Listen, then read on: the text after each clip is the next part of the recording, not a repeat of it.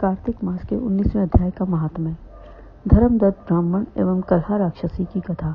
राजा पृथु बोले, हे ब्राह्मण, आपने जो तुलसी का महात्म्य और व्रत इतिहास पूर्वक मुझसे कहा सो मैंने सुना। अब कार्तिक व्रत करने वाले पुरुष का फल और महात्म्य कहो। ये व्रत पहले किसने और कब किया सो वर्णन करो। नारद जी बोले, सहआचल पर्वत पर करवीरपुर नाम के नगर में धर्म का जानने वाला धर्मदत्त नाम का एक ब्राह्मण रहता था। वह सदा विष्णु का व्रत और पूजन करता, द्वादशाक्षर मंत्र का जाप करता और अतिथि सत्कार करता था। एक समय कार्तिक मास में एक पहर रात्रि रहने पर हरि के जागरण को भगवान के मंदिर में गया। भगवान के पूजन की सामग्री लेकर जाते हुए उस ब्राह्मण ने मार्ग में टेढ़ी डाढ़, चलायमान लपलपाती जीभ, भीतर को गड़े हुए लाल नेत्र, लंबे होठ, नंगी सूखे मांस वाली घरघराहट करती हुई एक राक्षसी को देखा। उसको देखकर वह कांपने लगा तथा भय के मारे पूजा की सामग्री और जल से उस राक्षसी को मारने लगा। भगवान का स्मरण करके तुलसी के जल एवं पूजन सामग्री से जो उसको मारा सो उसके सब पाप नष्ट हो गए। फिर वह पूर्व जन्म के कर्मों के फल से अपनी दशा को याद करके ब्राह्मण को दंडवत करके कलहा बोली, मैं पूर्व जन्म के कर्म फल से इस दशा को प्राप्त हुई हूँ। हे विप्र, अब मैं कैसे उत्तम गति को प्राप्त होंगी। नारद जी बोले, हे राजा, इस प्रकार नम्र होकर विनती करती हुई कलहा की दीन दशा को देखकर अति विस्मित होकर ब्राह्मण धर्मदत्त बोला, किस कर्म के फल से यह तेरी दशा हुई है? पहले जन्म में तू कौन थी? कैसा तेरा स्वभाव था? किस कर्म के कारण तेरी यह दशा हुई? वह सब हमसे कहो। कलहा बोली, हे महाराज, सौराष्ट्र नगर के में एक भिक्षु नामक ब्राह्मण रहता था।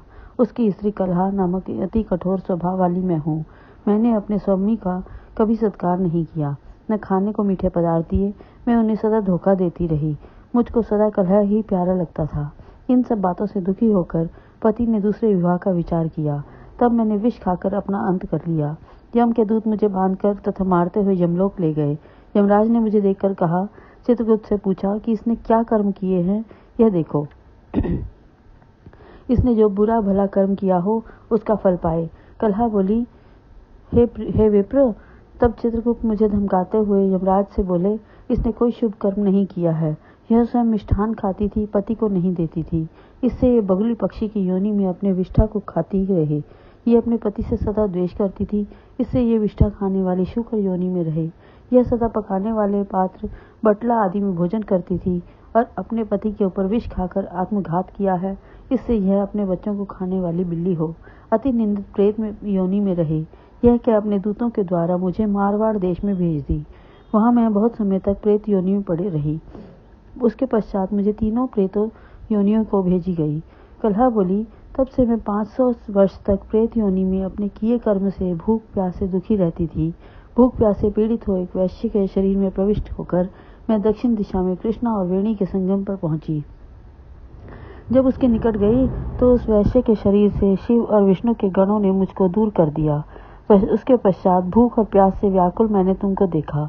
तुम्हारे हाथ से तुलसी मिला जल मेरे ऊपर गिरा, उससे मेरे पाप दूर हो गए। हे विप्रेंद्र, अब मेरे ऊपर ऐसी कृपा करो जिससे आगे होने वाली 3 प्रेत योनियों से मुक्त हो जाऊं। ब्राह्मण इस प्रकार कलहा का वचन सुनकर कर्मों के फल से प्राप्त हुई उस ग्लानि युक्त दशा को विचार कर बहुत देर बाद बोला, बोल में श्री कृष्ण भगवान की जय, बोल में श्री गुरु महाराज की जय।